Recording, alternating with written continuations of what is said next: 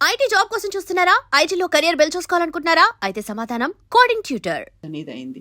సడన్‌గా అయింది. అందులోనూ రెడ్ ఫోర్ట్ ఒక ప్రామినెంట్ ప్లేస్‌లో జరిగింది. కార్‌లో జరిగింది. సూసైడ్ బాంబర్‌లున్నారని. వాట్ ఎగ్జాక్ట్‌లీ హ్యాపెండ్ అండి? ఏం జరిగిందక్కడ? దీనికి ఒక బ్యాక్ స్టోరీ ఉంది కవిత గారు. మీకు చెప్పినట్లనే 3 రోజుల ముందు జమ్మూ కాశ్మీర్ పోలీస్ రేడ్లు మొదలుపెట్టారు అక్కడ. జైషే మహమ్మద్ పోస్టర్స్ ఒక 2 వారాలు 3 వారాల ముందు జైషే మహమ్మద్ పోస్టర్స్ కాశ్మీర్ వ్యాలీలో కనిపించింది. అనంతనాగ్, పుల్వామా ఏరియాస్లో. తర్వాత సీసీటీవీ చూసినప్పుడు 2-3 కనిపెట్టారు. వాళ్ళు పట్టుకున్నారు పోలీసు వాళ్ళు. వాళ్ళని ఇంట్రోగేట్ చేసేటప్పుడు నెక్స్ట్ లింక్ ఎక్కడ వచ్చిందంటే 3 డాక్టర్స్ ఉన్నారు, వాళ్ళు డబ్బులు ఇచ్చి చేయించారని చెప్పి వీళ్ళు స్టేట్మెంట్ ఇచ్చారు. These are uneducated illiterate guys. దాని తర్వాత ఈ డాక్టర్ వల్ల వెంటబడి ఫరీదాబాద్లో ఒక డాక్టర్ దొరికారు. Another was something somewhere in Punjab Haryana వైపు దొరికారు ఒకరు. Both are working doctors, medical doctors. దాని తర్వాత 3వ మనిషి కోసం పోలీసులు లేవలాడుతున్నప్పుడే ఈ బ్లాస్ట్ జరిగింది. సో మీరు చెప్పినట్ల ఒక డాక్టర్ దగ్గర ఏమో క్యాస్టర్ ఆయిల్ దొరికింది, చాలా హ్యూజ్ క్వాంటిటీస్లో క్యాస్టర్ ఆయిల్. క్యాస్టర్ ఆయిల్తోని రిసిన్ అని చెప్పి ఒక కెమికల్ తయారు చేస్తారు, which is a very poisonous chemical. అది మీరు నీళ్ళలో కలిపితే కూడా టేస్ట్ మీకు రాదు దాన్ని. And it's an instant poison. మీరు ఒక పెద్ద వాటర్ ట్యాంక్లో తీసుకెళ్ళి పడేస్తే కూడా ఆ వాటర్ ట్యాంక్ నుంచి తాగే నీళ్ళు అందరూ చనిపోతారు. సైలెంట్‌గా కిల్లింగ్ అంతే. I can kill thousands literally ricin అనేది. And it's a very highly controlled drug. కానీ దాన్ని క్యాస్టర్ ఆయిల్ నుంచి ప్రొడ్యూస్ చేయాలంటే మీకు మెడికల్ నాలెడ్జ్ ఉండాలి దానికి. So this guy the doctor obviously had the medical knowledge. ఎట్లా దాన్ని కన్వర్ట్ చేయాలని చెప్పేసి ఐదర్ ఇంట్లో ల్యాబ్ సెటప్ చేసుకొని ఎట్లా తయారు చేసి క్యాస్టర్ ఆయిల్ ఉంచుకున్నాడు. That was huge quantity. ఎవరు అంత క్యాస్టర్ ఆయిల్ ఇంట్లో పెట్టుకోరు. మనం చిన్నపిల్లన్నప్పుడు క్యాస్టర్ ఆయిల్ పిల్లలకి ఇస్తాం అప్పుడు. That is very very minimal quantity. దాని తర్వాత నెక్స్ట్ డాక్టర్ దొరికానేమో that guy was caught in Faridabad. ఆయన దగ్గర మీరు చెప్పినట్లు 2600 కిలోల అమోనియం నైట్రేట్. అమోనియం నైట్రేట్ బాంబులో యూజ్ చేస్తారు. మీకు గుర్తుండి వరల్డ్ ట్రేడ్ సెంటర్ కన్నా ముందు ఒక బాంబ్ బ్లాస్ట్ జరిగింది అమెరికాలో, బేస్మెంట్లో. అదే వరల్డ్ ట్రేడ్ సెంటర్లో. అక్కడ జరిగిన బ్లాస్ట్లో ఆ డ్రైవరు చాలామంది చనిపోయారు ఆయనతోని. దేర్ అగైన్ అమోనియం నైట్రేట్ వస్తుంది. అమోనియం నైట్రేట్ యూజువలీ ఫర్టిలైజర్స్లో కూడా యూజ్ చేస్తారు. It's easily available. దాన్ని డ్యూయల్ పర్పస్ అంటారు, దాన్ని డ్యూయల్ పర్పస్ యూసేజ్ ఉంటుంది దానికి. సో పోలీసు వాళ్ళు అది ఇన్వెస్టిగేట్ చేస్తూ వస్తున్నప్పుడే సాయంత్రం ఈ పేలు జరిగింది 6:45 అట్లా రెడ్ ఫోర్ట్ దగ్గర. మీరు చెప్పినట్లు రెడ్ ఫోర్ట్ కన్నా కొంచెం ముందుకు వెళ్ళిన తర్వాత చాందీ చౌక్ దగ్గర. లక్లీ ఆర్ లక్లీ నిన్న రెడ్ ఫోర్ట్ హాలిడే, మండే రోజు. ఆర్కియలాజికల్ సర్వే ఆఫ్ ఇండియా దాన్ని హాలిడే ఇస్తారన్నమాట. సో ఆ హాలిడే రోజే ఇది జరిగింది. దానికోసం కొంతమంది విక్టిమ్స్ తగ్గారు, కానీ there is a bigger picture to it. So ఇందులో సూసైడ్ బాంబర్స్ అనేది కూడా ఉంది అనే మాట వినిపిస్తోంది. ఆ కారులో ఉన్న వాళ్ళే చేశారు ఈ పని అనేది. కారులో ఉన్నటువంటి 3 మరణించారు. బట్ ఆ కార్ ఎవరి పేరు మీద ఉంది అనేది మూలాలు కూడా చెక్ చేసి చూస్తే పుల్వామాలో ఉన్నటువంటి ఒక ముస్లిం దాన్ని ఓన్ చేస్తున్నాడు అనేది ఉంది. ఆ 3 ఎవరు అనే దాన్ని కూడా ఇప్పుడు పెద్ద క్వశ్చన్ మార్క్ అయింది. సో ఇప్పుడు చెప్పినట్టు చాందీ చౌక్ దగ్గర ఒక రెడ్ లైట్ దగ్గర కార్ స్లో డౌన్ చేస్తుంది. దానికన్నా ముందు ఇప్పుడు సీసీటీవీ ఇమేజెస్ అనలైజ్ చేస్తే పోలీసు వాళ్ళు ఏమంటున్నారంటే 3 గంటల సేపు ఇది రెడ్ ఫోర్ట్ పార్కింగ్లో ఈ కారు ఉండే 3 గంటల సేపు. దాని తర్వాత అక్కడి నుంచి బయటికి తీస్తున్నప్పుడు ఒక డ్రైవర్ చాలా క్లియర్గా కనిపిస్తున్నారు, కానీ వెనక సీట్లు ఎవరైనా ఉన్నారో కనిపించట్లేదు క్లియర్గా. So we still don't know దాంట్లో 2 ఉన్నారో 3 ఉన్నారో 1 ఉన్నారు. యూజువలీ ఫిదాయన్ అటాక్ అంటే సూసైడ్ బాంబింగ్ అటాక్ చేసి మనం పుల్వామాలో చూసాం. ఇది సిఆర్పిఎఫ్ వల్ల కాన్వాయ్ మీద దాడి చేసినప్పుడు 64 మంది చనిపోయారు. సింగిల్ మంది 1% డస్ ఇట్. 3-4 ఉండరు కార్లో. ఈ ఫరీదాబాద్ ఒక పోలీసు వాళ్ళు పట్టుకున్న తర్వాత డాక్టర్ని ఆయన ఇంట్రోగేట్ చేస్తున్నప్పుడే వీళ్ళకి పాసిబుల్గా వీళ్ళకి ప్యానిక్ అయ్యారు. వీళ్ళు నెక్స్ట్ మా మీద వచ్చి పడతారని చెప్పి బహుశా కార్లో ఆ కెమికల్స్ అంతా తీసుకొచ్చి కార్లో పెట్టుకున్నారు. వాళ్ళు దాని తర్వాత 3 గంటల సేపు తిరిగారు. ఏం చేయాలో తెలియదు, ఎందుకంటే వాళ్ళు ప్యానిక్ అయ్యారు. పోలీసు వాళ్ళు 100% మమ్మల్ని పట్టుకుంటారని తెలిసిపోయింది. కార్ ఇష్యూ పక్కన పెడదాం ఫర్ నౌ. ఇది ఎందుకు చేశారనేది that is the first question. Car మనకు తెలిసిందే ఇట్ చేంజ్ హ్యాండ్స్ అన్నమాట. కానీ ఇది అక్కడే పేల్చాలని ప్లాన్ చేశారా, లేకుంటే కొంచెం ముందుకు వెళ్తే సెంట్రల్ ఢిల్లీకి వెళ్ళిపోతారు. కొనాట్ ప్లేస్ అక్కడ 15 minutes from Chandni Chowk is Connaught Place. Evening ట్రాఫిక్లో మ్యాక్సిమం 20 minutes వెళ్ళిపోతారు. అక్కడికి వెళ్ళే ముందు యాక్సిడెంటల్గా అది పేలిందా, బికాస్ దీన్ని డెటనేటర్స్ కనెక్ట్ చేసి ఉంటారు, ఫైరింగ్ మెకానిజం ఉంటుంది. అది కూడా సిఎన్జి ట్యాంక్ పక్కన పెట్టేది. This was the hybrid car i20 హండై.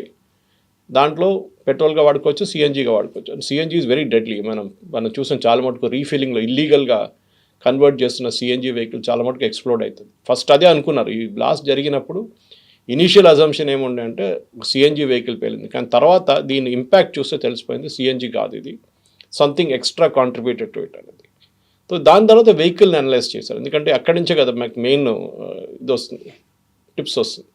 Vehicle analyse చేస్తే మీరు చెప్పినట్లు first it is own by somebody from Haryana, Salman అని చెప్పక ఆయన హర్యానా రిజిస్ట్రేషన్ ఉండే.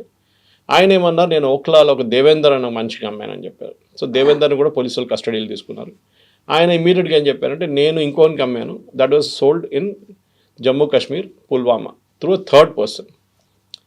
ఆయన్ని తర్వాత మనం చూసాం, ఫోటోలో కనిపించారు నిన్న రాత్రి, but he is not the actual person. ఇప్పుడు ఇవాళ పొద్దున వచ్చిన రిపోర్ట్ ప్రకారం వాళ్ళ ఇద్దరు బ్రదర్స్ ఉన్నారు, ఇద్దరు బ్రదర్స్లో ఒక బ్రదరు, కానీ car was taken by third person. వీళ్ళిద్దరు ప్లంబర్, ఒకడు ఎలక్ట్రీషియన్, ఉమర్ రషీద్ ఏదో అని పేరు ఉంది. సో వాళ్ళలో ఒకరు కారు తీసుకుంటున్న ఫోటోగ్రాఫ్ ఒకటి ఉంది. మనం యూజువల్లీ ఎప్పుడైనా కొత్త కారు తీసుకుంటే ఒక ఫోటో తీసుకుంటాం చూడండి, it is very valuable picture, retain చేసుకోవాలి వీళ్ళందరూ. దాని నుంచి హింట్ వచ్చిందన్నమాట మెయిన్గా యూస్ కార్. ఈ కార్ ఓఎల్ఎక్స్లో కూడా పెట్టారు ఒకసారి సేల్కి. సో పోలీసు వాళ్ళు అక్కడ ఇన్వెస్టిగేట్ చేసి ఈ కార్ నెంబర్ మళ్ళీ ఓఎల్ఎక్స్లో కనిపించింది. ఇక్కడ మన ప్రేక్షకులకు నేను ఒక I want to give them big good suggestion, if they follow it nothing like it. Sadhvi Pragya కేసులో మాలేగాంలో కూడా మనకు తెలుసు, ఆమె దగ్గర మోటార్ సైకిల్ ఒకటి ఉండే, ఆమె మోటార్ సైకిల్ అమ్మేశారు ఎవరికో, కానీ ఆ పర్సన్ రిజిస్ట్రేషన్ చేంజ్ చేయలేదు.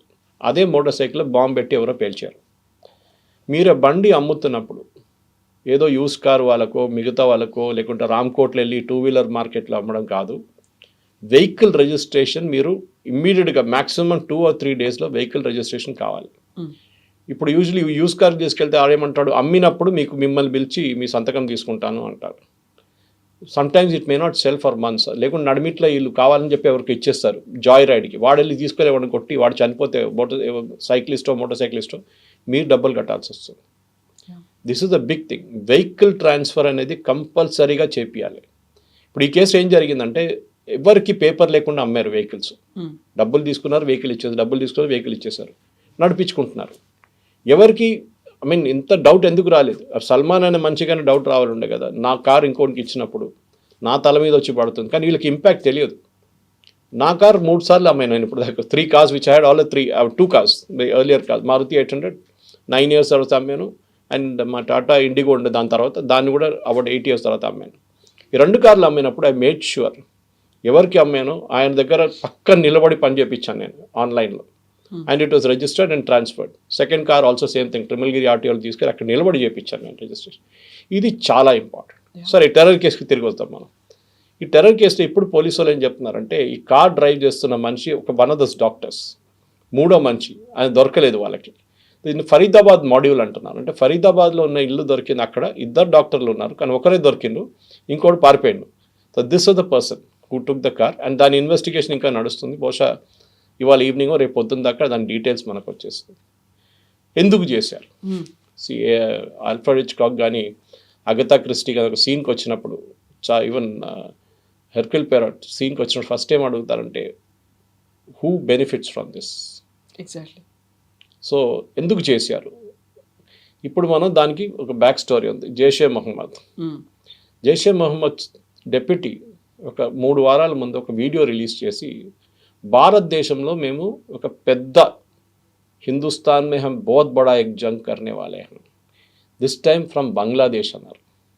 పాకిస్తాన్ వైపు నుంచి కాదు, ఎందుకంటే అక్కడ మొత్తం ఆర్మీ కాన్సన్ట్రేషన్, ఇండియన్ ఆర్మీ అక్కడ ఫుల్ అలర్ట్లో ఉన్నారు. బంగ్లాదేశ్ వైపు నుంచి వస్తుంది ఈసారి అని చెప్పారు. హఫీజ్ సయీద్ అసిస్టెంట్ ఆయన. This videos there on internet. So అది ఫస్ట్ ఇండికేషన్ ఉండే. ఇప్పుడు చాలామంది అడుగుతున్నారు, అంటే మన ఇంటెలిజెన్స్ వాళ్ళు ఏం చేస్తున్నారు, నిద్రపోతున్నారా అని. మనకు తెలియకుండా చాలా ఇంటెలిజెన్స్ వాళ్ళు చాలా టెర్రరిస్ట్ అటాక్ ఆపారు. వాళ్ళు ఎప్పుడు మాట్లాడరు దాని గురించి. ఇంగ్లీష్లో ఒక సేయింగ్ ఉంది, terrorist has B lucky only once, security agency has B lucky always. 100%, కానీ 99% దే విల్ బి లక్కీ, 1% ఇట్లా చేతిని జారిపోతారు. చాలామంది కంపేర్ చేస్తారు, యూఎస్లో 9/11 జరిగిన తర్వాత ఇవాళ దాకా యూఎస్లో ఒక్క టెర్రర్ అటాక్ కూడా జరగలేదు, ఎందుకు అని. దానికి కారణాలు ఉన్నాయి కవిత గారు. మీరు you have travel to US, you know how it is. Very strict checking at the airports. మీరు ఎవరు, ఎందుకు వస్తున్నారు, ఎప్పుడు దాకా ఉంటారో, ఎక్కడ వెళ్తారు, మీకు వీసా ఇష్యూ చేసేప్పుడు ఆ ప్రాసెస్ స్టార్ట్ అవుతుంది. అది చాలా క్రూషియల్. మన దేశంలో ఏమైపోతుందంటే 140 కోట్ల మంది open borders. Nepal is a total open border. Myanmar వైపు ఇప్పుడు కొంచెం ఫెన్సింగ్ వేస్తున్నారు. బంగ్లాదేశ్ కూడా టోటలీ ఓపెన్ బార్డర్. చాలా ప్లేస్లో ఫెన్సింగ్ వేస్తారు, కానీ మళ్ళీ కూడా మమతా బెనర్జీ లాంటి వాళ్ళు ఉన్నప్పుడు అందరిని తీసుకొచ్చేస్తారు బంగ్లాదేశ్ నుంచి. వాడు టెర్రరిస్ట్గా తయారవుతాడో, వాడు మేస్త్రిగా తయారవుతాడో, కార్పెంటర్గా తయారైతే మనకు తెలియదు. ఇప్పుడు మీరు అడగొచ్చు, ఇట్లా ఉన్నప్పుడు మన గవర్నమెంట్ ఏం చేస్తున్నారు? That is a very obvious question. చేస్తున్నారు, there is no doubt about it. కానీ చాలా చేయాలి ఇంకా. మనం చూసా, ఎప్పుడైనా రోహింగ్యాలని మొన్న పంపించిన తర్వాత ఆండమాన్స్లో తీసుకెళ్ళి అటువైపు పడేశారు. వాళ్ళని పెద్ద గొడవ చేశారు, సుప్రీంకోర్టు దాకా వెళ్ళారు. కానీ ఇదే రోహింగ్యాలు ఏం తయారవుతారు రేపు? They can become a human bomb. డబ్బులు ఇచ్చి వాళ్ళు కొనుక్కుంటారు, because they are not that educated. ఇదే టైంలో ఈ ముగ్గురు డాక్టర్స్ ఎందుకు చేశారు? ఎగ్జాక్ట్లీ, వీళ్ళు బాగా చదువుకుని ఉన్నవాళ్ళు, దే ఆర్ ప్రాక్టీసింగ్ డాక్టర్స్ అయినప్పటికీ కూడా. ఆలోచించండి, Osama bin Laden was an engineer, that too from a చాలా very rich family. The bin Laden family అంటే సౌదీ అరేబియాలో కన్స్ట్రక్షన్ సెక్టర్లో వన్ ఆఫ్ ద బిగ్గెస్ట్. అక్కడి నుంచి some brain washing, he moved out. Religious మొత్తం తలకెక్కిచ్చేసింది మొత్తం. దాంట్లో ఆయన పిచ్చి పట్టేసి టెర్రరిజంలో వచ్చేసింది. Ayman al Zawahiri, his assistant, was a doctor. So education దీనికి సంబంధం లేదు కవిత గారు. ఎడ్యుకేషన్ అండ్ రిలీజియన్కి ఒక లింక్ ఉంది. మీరు ఒకసారి మీరు ఇండాక్రేషన్ అంటారు ఇంగ్లీష్లో, అంటే మిమ్మల్ని రిలీజియన్ మీరు ఇది మీతో చేస్తున్నాను. ఇది ప్యాలెస్టైన్ టైంలో ఉండే ముందు ఇజ్రాయెల్ మీద చాలా సూసైడ్ బాంబ్స్ జరిగింది. దాని తర్వాత ఇజ్రాయెల్ దాన్ని టోటలీ ఆపేశారు. ఎట్లా అంటే they became very strict with cross border checkings. ఒక్క వెహికల్ని కూడా లోపల రానియారు వాళ్ళు క్రాస్ బార్డర్ నుంచి. మొత్తం బ్యారిక్ మనం చూస్తుంటే హోటల్స్కి వెళ్ళినప్పుడు మీరు చూస్తుంటే ఒకసారి ఒక structure that comes out of the floor. Okay, now that is anti suicide thing. It can stop a vehicle అనమాట. మీరు డెలిబరేట్గా కూడా మీరు క్రాష్ చేసి వెళ్తే ఇట్ కెన్ స్టాప్ యూ. ఇట్లాంటి చాలా మటుకు ఇజ్రాయెల్ ఇన్స్టాల్ చేస్తుంది, బొలార్డ్స్ లాంటిది. దాంతోనే వాళ్ళు they have stopped large amount. Intelligence is next. ఇప్పుడు చాలామంది అడుగుతారు, ఇంటెలిజెన్స్ ఫెయిలియరా అంటారు. ఫరీదాబాద్లో పట్టుకున్నారు కదా, అక్కడ హర్యానాలో పట్టుకున్నారు కదా, ఇదంతా 6 hours టైంలో జరిగింది. జమ్మూ కాశ్మీర్ పోలీస్ దీని అంటే 2 వారాల నుంచి తిరుగుతున్నారు అక్కడ ఉన్న వాళ్ళని పట్టుకోవడానికి. So there is a consistent effort being made. కానీ మనకేంటంటే మన ఇంత పెద్ద దేశం మనది, ఎక్కడి నుంచి ఎవరు వస్తారని తెలియదు మనకి. నేపాల్ వైపు నుంచి రావచ్చు, నేను చెప్పినట్లు బంగ్లాదేశ్ వైపు నుంచి రావచ్చు, శ్రీలంక వైపు నుంచి రావచ్చు. We don't know where they will come from. ఇటు అరేబియన్ సీ వైపు నుంచి ఎక్కడి నుంచి అని రావచ్చు, లక్షద్వీప్ వైపు నుంచి, లేకుంటే పాకిస్తాన్ వైపు నుంచి వచ్చి మనం బాంబే అటాక్ 26/11 చూసాం మనం. So we have to be lucky all the time. కానీ ఇంటెలిజెన్స్లో 2 ఇంటెలిజెన్స్ ఉంటాయి కవిత గారు, ఒకటి హ్యూమన్, ఒకటి టెక్నికల్. దీంట్లో హ్యూమన్ ఇస్ వెరీ ఇంపార్టెంట్. మనం నక్సలైట్ కేసులో చూడండి, నల్లమల ఒక టైంలో తెలంగాణ అంటే ఉమ్మడి ఆంధ్రప్రదేశ్లో Nallamala was the hot bed of Naxalism. NT Rama Rao garu వచ్చిన తర్వాత, దాని తర్వాత వచ్చిన చీఫ్ మినిస్టర్లు అందరూ ఇంక్లూడింగ్ కాంగ్రెస్ చీఫ్ మినిస్టర్ వాళ్ళు చాలా స్ట్రిక్ట్ వ్యూ తీసుకున్నారు దాన్ని. హ్యూమన్ ఇంటెలిజెన్స్ లక్షల ఖర్చు పెడతారు డబ్బులు, దానికి ఆడిట్ ఉండదు, ఆ డబ్బుకి ఆడిట్ ఉండదు. It is a money given to police officers. మీరు ఎక్కడి నుంచి తెచ్చుకుంటారో, ఇన్ఫార్మర్స్ని కొనుక్కుంటారో, ఏం చేస్తారో, నక్సలైట్ లీడర్స్ని కొనుక్కుంటారో మాకు తెలియదు, ఈ డబ్బులు మీది, ఇన్ని కోట్లు మీకు ఇచ్చేస్తున్నాం. దాని నుంచి వాళ్ళు నెట్వర్క్ ఆఫ్ ఇన్ఫార్మర్స్ డెవలప్ చేస్తారు. డబ్బులు ఇచ్చి, ఒకటి 10 లక్షలు 5 లక్షలు ఇచ్చి, బాబు చెప్పు ఎవరైనా టెర్రరిస్ట్ వస్తే మాకు తెలియాలంటే వాడు వచ్చి చెప్తాడు, సార్ అక్కడ ఒకటి ఉన్నాడు, ఇక్కడ ఒకటి ఉన్నాడు అని చెప్పేసి. That is one intelligence. Technical ఏంటంటే మనందరికీ తెలిసిందే, ఫోన్ కాల్స్ కానివ్వండి, టెలిగ్రామ్, వాట్సాప్, అది కాకుండా ఈమెయిల్స్, ఏ సోర్స్ నుంచి అయినా, సిగ్నల్, దేని నుంచి అయినా మనం వాడుకున్న దాన్ని ట్రాప్ చేయవచ్చు. నేను బహుశా నిన్న చెప్పాను మీకు దీని గురించి. వాట్సాప్లో ఎండ్ టు ఎండ్ ఎన్క్రిప్షన్ అనేది లేదు. వీళ్ళు చెప్తారు that nobody can read your message, nobody can read it, it can be read, no problem. Second, for every phone, iPhone కానివ్వండి, ఏ ఫోన్ అయినా కానివ్వండి, and original key is with the owner which is the company. వాళ్ళు ఏం కావాలంటే చేయొచ్చు. వాళ్ళు కావాలంటే అప్డేట్ చేస్తున్నాడు సాఫ్ట్వేర్ని, updation is mean they are controlling a phone. అది మీ phone is out of this updation range, అది కొత్త వర్షన్ వచ్చింది మార్చుకోండి, got an old version in your phone అని చెప్తారు. ఎందుకు? ఆ ఫోన్కి తెలుసు మీ దగ్గర ఓల్డ్ వర్షన్ ఉందని. Same with your laptop. మీరు ల్యాప్టాప్లో విండోస్ అప్డేట్ చేయకపోతే ఒకసారి చెప్తాను, Windows is not updated, please update your Windows. So this technical intelligence కూడా చాలా ఇంపార్టెంట్. మన దేశంలో NTR, national technical research organisation అని చెప్పి జనరల్ వీకే సింగ్ ఉన్న టైంలో సెటప్ చేశారు. పెద్ద కాంట్రవర్సీ అయింది, మీకు గుర్తుంటుంది. ఆయన ఇంటి బయట ఎవరో ఒక వెహికల్ పెట్టారు అని చెప్పి పెద్ద గొడవ జరిగింది ఆ టైంలో. And then it was disbanded. And Ajit Doval garu తిరిగి వచ్చిన తర్వాత దాన్ని మళ్ళీ రీఇన్స్టాల్ చేశారు. టెక్నికల్ ఇంటెలిజెన్స్ చాలా ఇంపార్టెంట్. ఎందుకంటే ఈ terrorist usually satellite phones use చేస్తారు, ఇరిడియం లాంటి ఫోన్స్ అంతా. దాన్ని ట్రాక్ చేయడం చాలా కష్టం. కానీ ఇప్పుడు దాని కూడా టెక్నాలజీ ఉంది. కొన్ని దేశాలు అయితే బ్యాన్ చేసేసారు. For example if you go to Ladakh you cannot carry a satellite phone. మీరు ఎయిర్పోర్ట్లోనే వాళ్ళు కాన్ఫిస్కేట్ చేసేస్తారు దాన్ని. సో అట్లాంటి పరిస్థితుల్లో మనం డెఫినెట్గా టెక్నికల్ ఇంటెలిజెన్స్ మీద చాలా మటుకు మన నిఘా ఉంటుంది. అది నడుస్తుంది, మనకు తెలియదు. నార్మల్ ప్రజలకి ఏం నడుస్తుందో, రా వాళ్ళు చేస్తున్నారో, ఐబీ వాళ్ళు చేస్తున్నారో, మిగతా వాళ్ళు చేస్తున్నారో, వీ జస్ట్ డోంట్ నో. కానీ మన టెక్నికల్ కాంపిటెన్స్ చాలా మట్టుకు పెరిగింది, ఎస్పెషలీ 26/11 తర్వాత. అప్పుడు మనకు గుర్తుంటుంది, మానేసార్ నుంచి ఢిల్లీ ఎయిర్పోర్ట్కి రావడానికి 2 గంటల సేపు పడుతుండే హర్యానా నుంచి. NSG headquarters మానేసార్.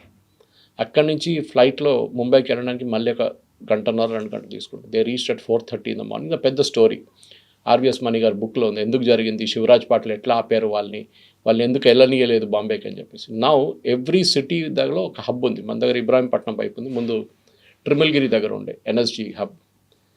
ఎన్ఎస్జీ వాళ్ళ దగ్గర 2 కాంపిటెన్సీస్ ఉన్నాయి. ఒకటి క్లోజ్ క్వార్టర్ సెక్యూరిటీ, అంటే ఉన్న విఐపీని ప్రొటెక్ట్ చేయడానికి ముందు వాళ్ళని పెట్టుకున్నారు, తర్వాత తీసేశారు. ఇప్పుడు వాళ్ళు ఆ డ్యూటీలో వారు ఇప్పుడు లేరు. వాళ్ళు హైజాకింగ్ కానివ్వండి, మోడర్న్ డే అర్బన్ వార్ఫేర్, అది కాకుండా మిగతా ఏదైనా అర్బన్ రిలేటెడ్ టెర్రరిస్ట్ యాక్టివిటీని వాళ్ళు డీల్ చేస్తారు. వాళ్ళ దాంట్లో 2వ డివిజన్ ఈజ్ ఇన్వెస్టిగేషన్ డివిజన్. సైంటిఫిక్గా ఫర్ ఎగ్జాంపుల్ ఒక బాంబ్ బ్లాస్ట్ జరిగింది అనుకోండి, ద మోస్ట్ క్రూషియల్ థింగ్, అది నేను చూసి నాకు చాలా బాధ అనిపించింది కవిత గారు, అందరు అక్కడిక్కడ నడుస్తున్నారు, పబ్లిక్ ఫోటోలు తీసుకుంటున్నారు, సెల్ఫీలు తీసుకుంటున్నారు. ఆ క్రైమ్ సీన్ని మీరు ముట్టకూడదు, అది ఇజ్రాయెల్ దగ్గర నుంచి నేర్చుకోవాలి. వాళ్ళ దగ్గర ఒక బాంబ్ బ్లాస్టో లేదు ఏదైనా జరిగితే they cordon off the entire area. Of course వాళ్ళ పాపులేషన్ తక్కువ ఉందనుకోండి. మన దగ్గర చాందీ చౌక్ లాంటి ప్లేస్లో they would have destroyed the complete evidence. కింద పడిన కెమికల్ ఏదైనా ఉంటే ఆ కార్ నుంచి అది ఎవడో షూస్ కిందనో వెళ్ళిపోతుంది అట్లనే అది. So you should not touch. అది ఒక పెద్ద నిన్న చూసి అదే ఒక I was really disturbed. Security వాళ్ళు వచ్చే ముందు వీళ్ళందరూ they already got in to the action. సరే మీరు ప్యాసింజర్స్ని రెస్క్యూ చేస్తున్నారో అదంటే that's a different thing, I can appreciate. కానీ ఆ క్రైమ్ సీన్ నుంచి జరిగిపోవాలి. మన హైదరాబాద్లో కూడా దిల్సుఖ్ నగర్ బ్లాస్ట్ జరిగింది, లుంబిని పార్క్లో బ్లాస్ట్ జరిగింది, గోకుల్ చాట్లో బ్లాస్ట్ జరిగింది, మెక్కా మస్జిద్లో జరిగింది. ఇక్కడ అన్ని చోట్లలో మనం చూసాం, ఎక్సెప్ట్ ఫర్ లుంబిని పార్క్, అక్కడ కొంచెం క్రౌడ్ని ఇమీడియట్ మూవ్ చేసేస్తారు. మిగతా అన్ని ప్లేసెస్లో మన వాళ్ళు వచ్చి అక్కడ ఇక్కడ నడుచుకుంటూ వెళ్ళారు. That destroy the evidence will get destroy. రేపు కోర్టులో వీళ్ళని ప్రాసిక్యూట్ చేయాలంటే ఎవిడెన్స్ కావాలి మనకి. This is very important. ఈ మధ్యనే ఇంటెలిజెన్స్ రిపోర్ట్స్ అనేవి వచ్చాయి అనేది, పీఓకేలోకి ఎంటర్ అయిపోయారు అనేది, లైన్ ఆఫ్ కంట్రోల్లో కూడా ఎంటర్ అయిపోయారు, డ్రోన్స్తో వాళ్ళు ఆపరేట్ చేశారు, ఎక్కడైతే వీకర్గా ఉందో ఎక్కడైతే వల్నరబుల్గా ఉందో అక్కడ నుంచి వాళ్ళు లోపలికి వచ్చారు. దే ఆర్ ప్లానింగ్ 2 రకాలుగా చేస్తున్నారు. ఒకటేమో డ్రగ్స్ కావచ్చు, లేకపోతే ఇల్లీగల్గా వెపన్స్ని ఒక మాఫియా లాగా చేస్తున్నారు. ఇంకొకటి ఇక్కడ ఉన్నటువంటి స్లీపర్ సెల్స్ని చాలా యాక్టివ్ చేస్తున్నారు అనే దాంతో పాటుగా ఎక్కడైనా సూసైడ్ ఫిదాయిన్ అటాక్స్ చేయడానికి కూడా సూసైడ్ బాంబర్లు కూడా రెడీగా ఉన్నారు, వాళ్ళని యాక్టివేట్ చేస్తున్నారు అనేమాట. సో అది వచ్చినటువంటి 1 వీక్లోనే ఈ ఇన్సిడెంట్ జరిగింది అంటే మీరు చెప్పినట్టుగా ప్రతిదానికి జాయినింగ్ ద డాట్స్ అనుకుంటే they have a bigger plan అని అర్థమవుతోంది కదా. కరెక్ట్. ఇప్పుడు అదే జరిగింది. ఇప్పుడు ఈ కేసులో it is more of a local. ఇప్పుడు పాకిస్తాన్ వాళ్ళు అదే అంటారు, ఇప్పుడు మమ్మల్ని ఎందుకు అంటున్నారు, మీ వాళ్ళే చేయించారు కదా అంటారు. అఫ్కోర్స్ జైషే మొహమ్మద్ ఉండేది పాకిస్తాన్లో, కానీ మన దగ్గర ఉన్న ఎడ్యుకేటెడ్ స్లీపర్ సెల్స్ని యాక్టివేట్ చేస్తున్నారు. మీకేమో అనిపిస్తుంది, పక్కన ఉన్నవాడు ఒకడు పోరోడు పొద్దున ఉద్యోగానికి వెళ్తున్నాడు, మిల్క్ ప్యాకెట్ తీసుకున్నాడు, చాయ్ తయారు చేస్తాడు, బ్రేక్ఫాస్ట్ తయారు చేసి ఉద్యోగానికి వెళ్తున్నాడు, మళ్ళీ సాయంత్రం వస్తాడు, షూస్ క్లీన్ చేస్తున్నాడు, మిగతా కార్ తీస్తున్నాడు, కార్ క్లీన్ చేస్తున్నాడు, రెగ్యులర్ యాక్టివిటీ ఉంటుంది. కానీ మీరు ఎప్పుడు సస్పెక్ట్ చేయరు that he can be a sleeper cell. ఆ నార్మల్ పర్సన్ నుంచి స్లీపర్ సెల్ మూవ్ అయ్యేది ఒక పర్సనల్ డిసిషన్. అది ఒక doctor, why should he get involved in a terrorist activity? అక్కడే వస్తుంది రిలీజియన్ అనేది. మిమ్మల్ని బ్రెయిన్ వాష్ చేస్తారు. ఎందుకంటే వీళ్ళు డబ్బులు పెట్టి కొనక్కర్లేదు, వీళ్ళ దగ్గర డబ్బులు ఉంటుంది. Especially rich people like doctors, I'm assuming at least well to do, నా రిచ్ అని చెప్పలేము. అట్లాంటి వాళ్ళని వీళ్ళు రిలీజియన్ పెట్టి చేస్తారు. చూడండి మిమ్మల్ని ఇట్లాంటి దారుణం పని చేస్తున్నారు, Indian government is doing, Modi is doing this, అది ఇది అని చెప్పి బ్రెయిన్ వాష్ చేస్తారు. యాజ్ ఇట్ ఈస్ మన పాలిటిక్స్లో అది ఉంది. ఎందుకంటే మనం చూస్తాం, ఈ కాంగ్రెస్ లీడర్స్ కానివ్వండి, మిగతా కొంతమంది రిలీజియన్ని వాడుకుంటారు వాళ్ళు ఎప్పుడైనా. అది చాలా డేంజరస్. ఈవెన్ ఇప్పుడు బీజేపీ మీద కూడా వీళ్ళు అక్యూజ్ చేస్తారు, వాళ్ళు హిందువులు మరి మేము ముస్లిమ్స్ అని. అది కాదు. ఈ కేసులో చూడండి, హిందూ ముస్లిం అని చూడలేదు, అక్కడ తీసుకొచ్చి బ్లాస్ట్ చేసినప్పుడు ఎంతమంది చనిపోయారో తెలియదు మనకి. లక్కీలీ ఆ రోజు రెడ్ ఫోర్ట్ హాలిడే ఉండే, ఆ రోజు దట్ ఈస్ మండే రోజు, ఆర్కియాలజికల్ సర్వే ఆఫ్ ఇండియా ఎక్కడైనా కానీ హాలిడే ఉంటుంది. సో క్రౌడ్ అక్కడ తక్కువ ఉండే. కానీ వీళ్ళు సెంట్రల్ ఢిల్లీకి వెళ్ళారు అనుకోండి, అక్కడ పరిస్థితి దారుణం అవుతుండే, ఎస్పెషల్లీ కొనాట్ ప్లేస్ లాంటి ప్లేస్లో ఇంక చాలామంది చనిపోతుండే. So we have to first find out motivation of why people do what they do. ఇప్పుడు కసబ్ కానీ మిగతా వాళ్ళు కానీ they were uneducated fellows, illiterate fellows. వాళ్ళు ఈజీలీ డబ్బులు పెట్టి కొనుక్కున్నారు వాళ్ళు. మీ ఫ్యామిలీని మేము చూసుకుంటాం. ఇది ఇజ్రాయెల్ వాళ్ళ పాలసీ కూడా. ఇజ్రాయెల్ ప్యాలెస్టీన్తో గాజా లాంటి మిగతా దానికన్నా ముందు when they were dealing with suicide bombers, వాళ్ళు ఏం చేస్తారంటే సూసైడ్ బాంబర్ వచ్చి మన దగ్గర బాంబ్ చేసి వెళ్తే, ఇజ్రాయెల్ బాంబ్ చేసి వెళ్తే వాడు ఇల్లు ఎక్కడ ఉందో అక్కడ వెళ్ళి ఇల్లు మొత్తం ధ్వంసం చేస్తారు బుల్డోజర్ పెట్టి.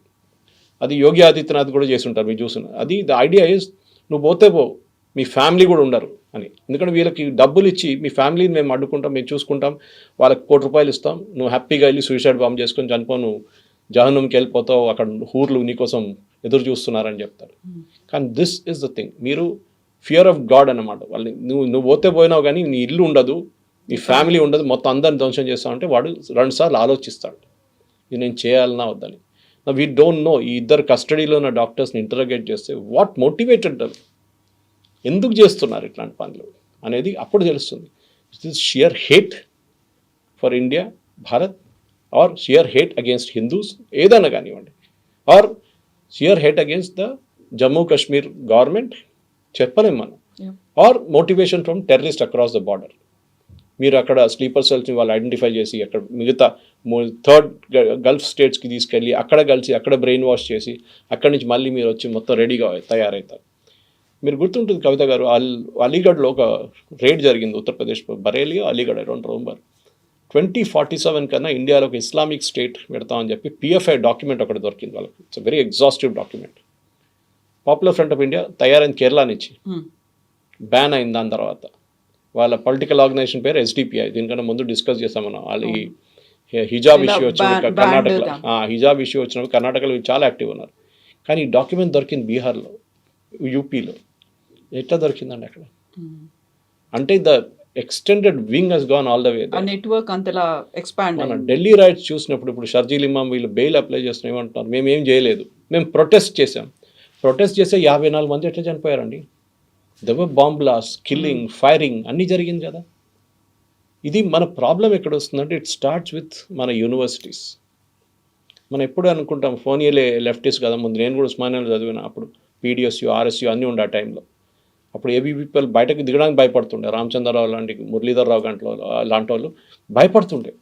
They were scared of coming out. Muralidhar Rao గారి మీద కూడా కాల్పులు జరిపారు, రామచంద్రరావు గారి మీద కాల్పులు జరిపారు, వాళ్ళు కాలేజ్ యంగ్స్టర్స్గా ఉన్నప్పుడు. ఇంద్రసేన్ రెడ్డి వీళ్ళ మీద నెక్సలైట్ చాలా మంది అటాక్ చేశారు.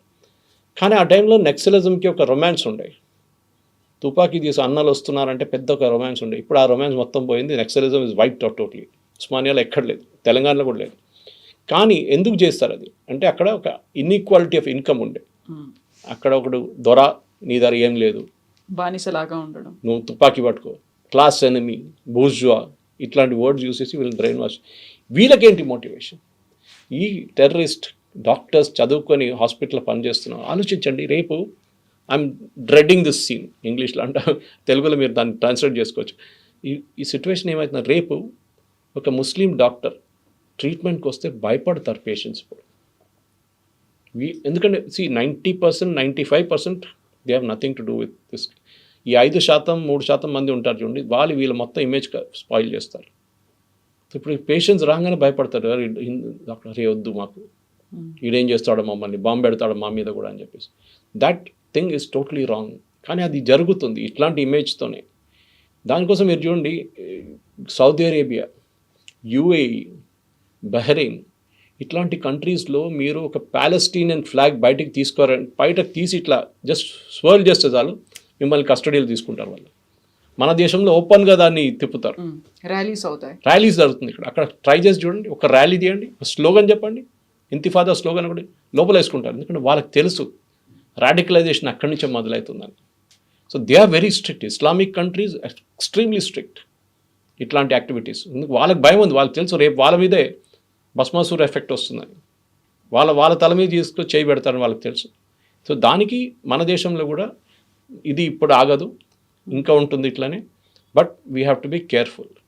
మన ప్రాసెస్ కానీ, సిస్టమ్స్ కానీ, మన ఇంటెలిజెన్స్ కానీ వాళ్ళ పని చేస్తున్నారు. బట్ యాజ్ సిటిజన్స్ మనకు కూడా ఒక రెస్పాన్సిబిలిటీ ఉంది. ఒక బ్యాగ్ పక్కన వాడు ఉంటే అది అక్కడ వాడుంది ఏమవుతుంది?